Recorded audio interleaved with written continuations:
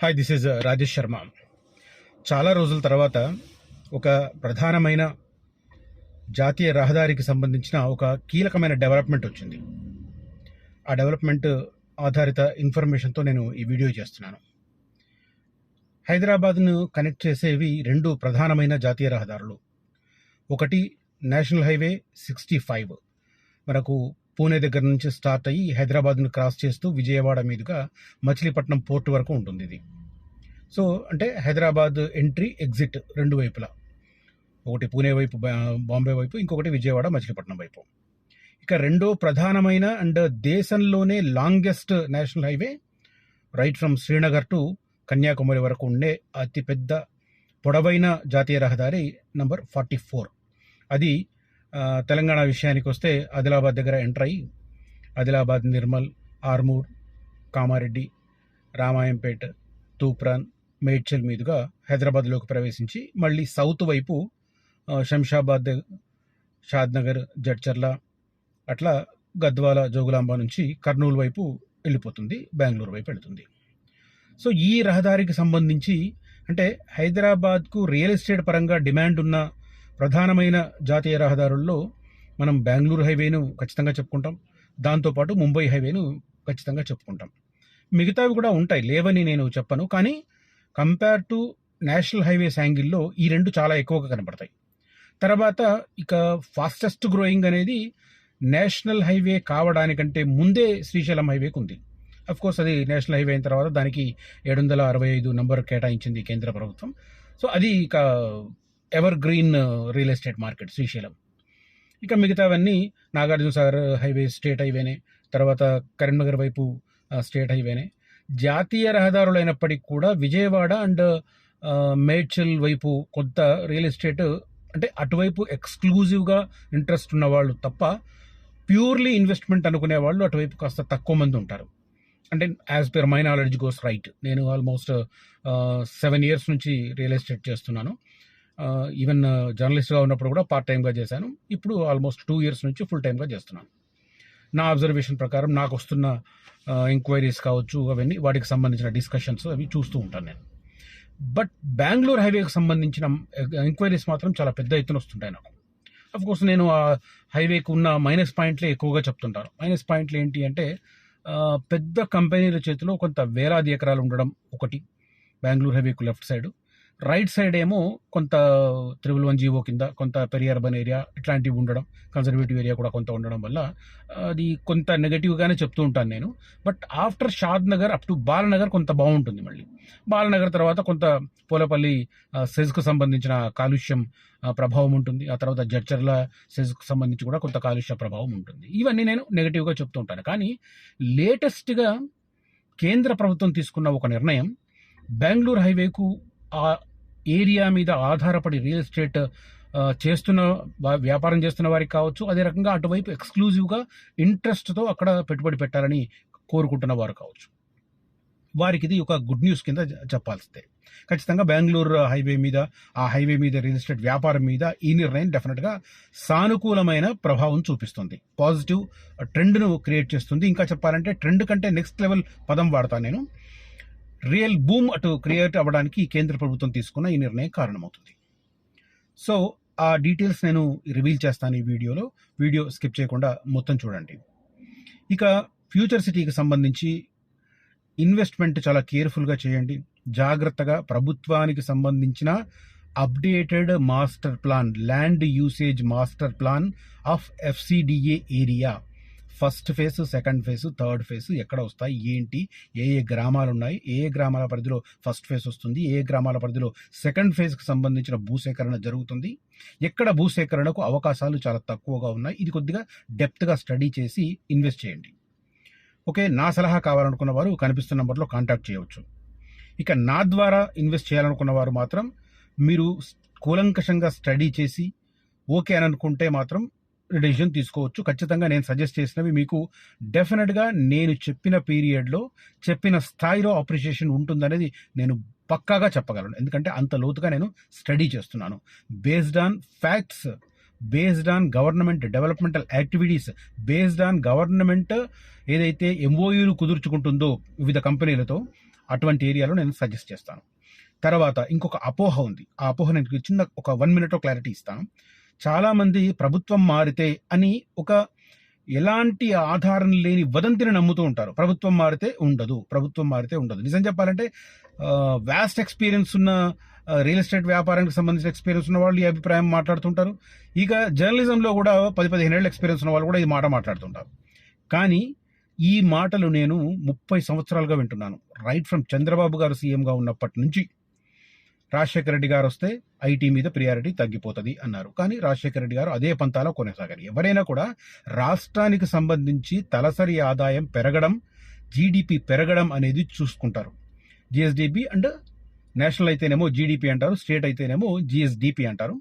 GSDP పెరుగుదలను చూసుకుంటారు. ఏ ప్రభుత్వమైనా తలసరి ఆదాయం ప్రజలది పెరగడానికి చూసుకుంటారు. అఫ్కోర్స్ కొన్ని ఫ్రీబీస్ ఉంటాయి, రకరకాల ఇష్యూస్ ఉంటాయి. బట్ ఏ ప్రభుత్వానికైనా ఫస్ట్ ప్రియారిటీ ఉంటుంది. ఆర్థిక క్రమశిక్షణ పాటించకపోతే ఖచ్చితంగా ఇంటర్నేషనల్ లెవెల్లో ఫండ్స్ రావు, నేషనల్ లెవెల్లో ఫండ్స్ రావు.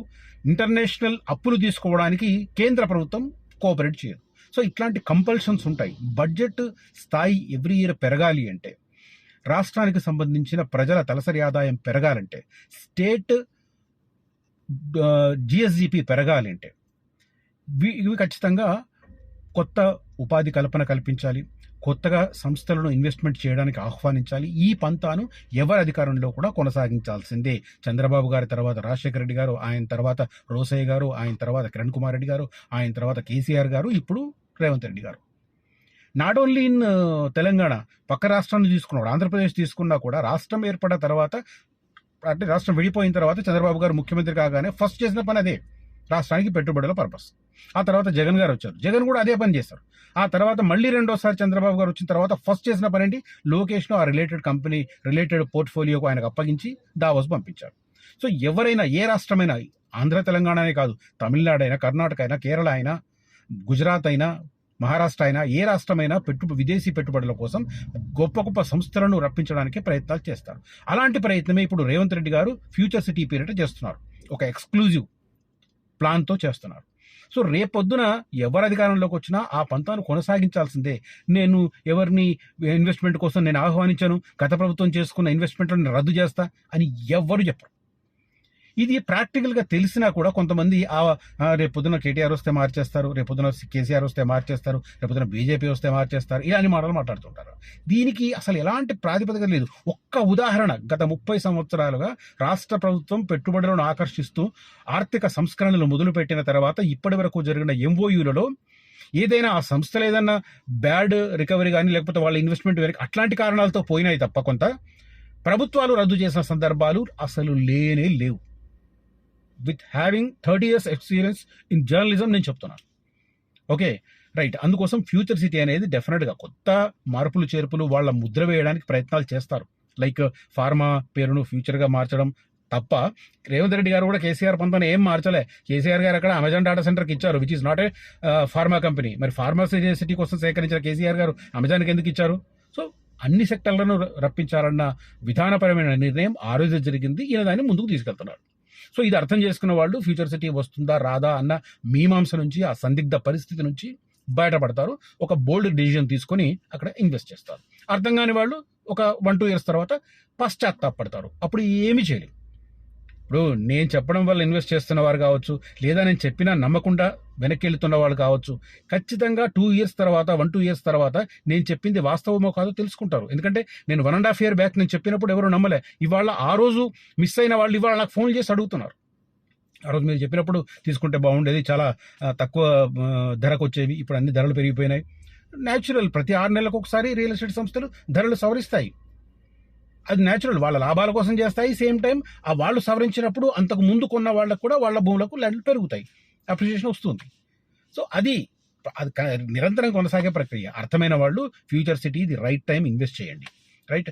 ఇక బెంగళూరు హైవేకి సంబంధించిన ఇన్ఫర్మేషన్, నేషనల్ హైవే యాంగిల్లో కేంద్ర ప్రభుత్వం తీసుకున్న సమాచారం ఏంటంటే, బెంగళూరుకు హై స్పీడ్ హైవే ఏర్పాటు చేస్తున్నారు. అంటే మినిమం 120 kmph వెళ్లే రకంగా ఆ జాతీయ రహదారిని డెవలప్ చేయాలని కేంద్ర ప్రభుత్వం నిర్ణయించింది. ఇందుకోసం ఏం చేస్తున్నారంటే పలు చోట్ల గ్రీన్ ఫీల్డ్ స్ట్రెచ్ ఫ్లైఓవర్లు కడుతున్నారు. 6 లైన్లు 120 కిలోమీటర్ల వేగమే లక్ష్యంగా పెట్టుకున్నారు. పారిశ్రామిక అభివృద్ధికి ఊతమిచ్చే రకం కొన్ని ఏరియాలలో పారిశ్రామిక కారిడార్లను ఏర్పాటు చేస్తున్నారు. 7 గంటల జర్నీ ఇక 5 గంటల్లో జరిగే రకంగా ప్లాన్ చేస్తున్నారు.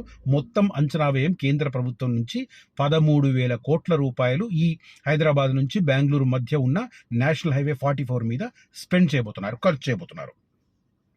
సో ఏమేమి ఉంటాయి ఆధునిక ప్రమాణాలతో? ఇంకోటి, రహదారిలో స్పీడ్ పెరిగినప్పుడు మళ్ళీ ప్రమాదాలు ఉంటాయని కూడా భయపడుతుంటారు. ఇప్పుడు ఔటర్ రింగ్ రోడ్ అయిన కొత్తలో ప్రమాదాలు విపరీతంగా జరిగినాయి. ఇప్పుడు తగ్గింది కదా. సరే, ఆ క్రేజీతో కొంతమంది పోయి అంటే ప్రముఖుల సెలబ్రిటీల పిల్లలు కూడా చనిపోయారు. ఎందుకంటే ఆ క్రేజీ అంత స్పీడ్ ఎక్కడ నడపలేం, అక్కడ దాని మీద నడిపి ఎంజాయ్ చేద్దాం, థ్రిల్ ఫీల్ అవుదామని పోయారు. ఆ థ్రిల్లోనే కిల్ అయ్యారు అంతే. అందుకే చాలా చోట్ల కనపడతాయి థ్రిల్ కిల్స్ అని. ఐఎమ్ సారీ, అంటే నేను వాళ్ళ బాధను చేయట్లేదు, కానీ అది స్లోగన్ గుర్తొచ్చి నాకు నవ్వొచ్చింది. NH-44 3 రాష్ట్రాల పరిధిలో ఉంది. తెలంగాణలో 210 కిలోమీటర్లు, ఏపీలో 260 కిలోమీటర్లు, కర్ణాటకలో 106 కిలోమీటర్లు, కలిపి మొత్తం 576 కిలోమీటర్లు బిట్వీన్ హైదరాబాద్ అండ్ బెంగళూరు. దీన్ని 6 వరుసల యాక్సెస్ కంట్రోల్గా మారిస్తే వాహనాలకు ఎలాంటి అవాంతరాలు లేకుండా వెళతాయి. అలాగే పరిమితమైన కొన్ని చోట్ల మాత్రమే ఈ హైవేలోకి ప్రవేశించేందుకు ఎంట్రీ, బయటకు వచ్చేందుకు ఎగ్జిట్ అవకాశం కల్పిస్తారు. ఇరువైపులా 2 వరుసలతో సర్వీస్ రోడ్లు నిర్మించనున్నారు. హైవేకు ఆనుకుని ఉండే గ్రామాలు, పట్టణాలకు చెందిన వారు సర్వీస్ రోడ్లపైనే రాకపోకలు సాగించవచ్చు. ద్విచక్ర వాహనాలు, ఆటోలు, ట్రాక్టర్లు వంటివి సర్వీస్ రోడ్లలోనే ప్రయాణించాల్సి ఉంటుంది. హైవేను గంటకు 120 కిలోమీటర్ల వేగంతో ప్రయాణించేలా రూపొందించబోతున్నారు. దీనికి 13,000 కోట్ల రూపాయలు ఖర్చు చేయబోతున్నారు. ఇక పారిశ్రామిక పరంగా ఏంటంటే, బెంగళూరు హైవేలో పారిశ్రామిక కారిడార్ అభివృద్ధిలో కీలకంగా మారుతుంది. శంషాబాద్, పోలేపల్లి తెలంగాణకు సంబంధించి, తర్వాత ఏపీలో Kurnool, Orvakallu mega industrial hub, కర్ణాటకలో చిక్బల్లాపూర్, తుమ్కూరు హబ్లు పారిశ్రామిక అభివృద్ధికి ఎంతో దోహదపడుతున్నాయి. వేగవంతమైన ప్రయాణం ద్వారా పరిశ్రమలు, గోదాములు, లాజిస్టిక్స్ హబ్ల ఏర్పాటుకు మార్గం సుగమం అవుతుంది. సరుకు రవాణా సమయం కూడా తగ్గుతుంది, ఖర్చు కూడా తగ్గుతుంది అనేది ఇది తగ్గడం వల్ల ఇన్వెస్ట్మెంట్స్ వస్తాయి అనేది ఒక ఆశ అనమాట. ట్రాఫిక్ జామ్ సమస్య కూడా దీంతో చెక్ పెడదామనేది ఒక ఆలోచన. హైవే 44ను విస్తరించకుండా దానికి సమాంతరంగా మరో గ్రీన్ ఫీల్డ్ హైవే ఏర్పాటు చేయాలని ముందు అనుకున్నారంట, బట్ అది ఆ ప్రపోజల్ పక్కన పెట్టారు. సో ఓవరాల్గా ఈ 576 కిలోమీటర్ల మేరకు ఈ రకంగా మార్పులు చేర్పులు చేయాలని చెప్పి నిర్ణయం తీసుకున్నారు. హైదరాబాద్ బెంగళూరు హైవేపై ఇక వాహనాలు రాయమని పరుగులు తీరున్నాయి. ఐటీ నగరి బెంగళూరుకు ప్రయాణ సమయం మరింత తగ్గనుంది. ఈ మార్గం వేగవంతం, సురక్షితం, సౌకర్యవంతం మాత్రమే కాకుండా పారిశ్రామిక, పర్యాటక, వాణిజ్య వారధిగా మారనుంది. హైదరాబాద్ నుంచి కర్నూలు, అనంతపురం మీదుగా బెంగళూరు వరకు సాగే జాతీయ రహదారి NH-44ని యాక్సెస్ కంట్రోల్ హైవేగా తీర్చిదిద్దేందుకు కేంద్ర ప్రభుత్వం కీలక నిర్ణయం తీసుకుంది. 6 లైన్ల రహదారిగా అత్యంత అధునాతనమైన భద్రతా ప్రమాణాలతో ఈ మార్గాన్ని మరింతగా అభివృద్ధి చేయనున్నారు. యాక్సెస్ కంట్రోల్ వైపు మొగ్గు చూపించారు. ఫస్ట్ గ్రీన్ ఫీల్డ్ అనుకున్నారు, బట్ యాక్సెస్ కంట్రోల్ వైపు ఇంట్రెస్ట్ చూపిస్తున్నారు. వేగం పెరగడం వల్ల మనం ప్రయాణ సమయం కూడా గణనీయంగా తగ్గుతుంది అనేది అంచనా. ఇది నిజం చెప్పాలంటే ఈ కార్యక్రమం వీలైనంత త్వరగా జరిగితే ఖచ్చితంగా బెంగళూరు హైవేకి సంబంధించిన రియల్ ఎస్టేట్ మార్కెట్ మీద సానుకూలమైన ప్రభావాన్ని ఖచ్చితంగా చూపిస్తుంది. రైట్, ఈ నా ఇన్ఫర్మేషన్ మీకు నచ్చితే ఈ వీడియోను లైక్ చేయండి, నలుగురితో ఈ వీడియోను పంచుకోండి. అదే రకంగా ఫ్యూచర్ సిటీతో పాటు సిటీ సరౌండింగ్లో ఎక్కడైనా ఇన్వెస్ట్ చేయాలనుకుంటే ఖచ్చితంగా నన్ను కాంటాక్ట్ చేయండి కనిపిస్తున్న నంబర్లలో. Thank you so much for watching this video. Signing off, Rajesh Sharma.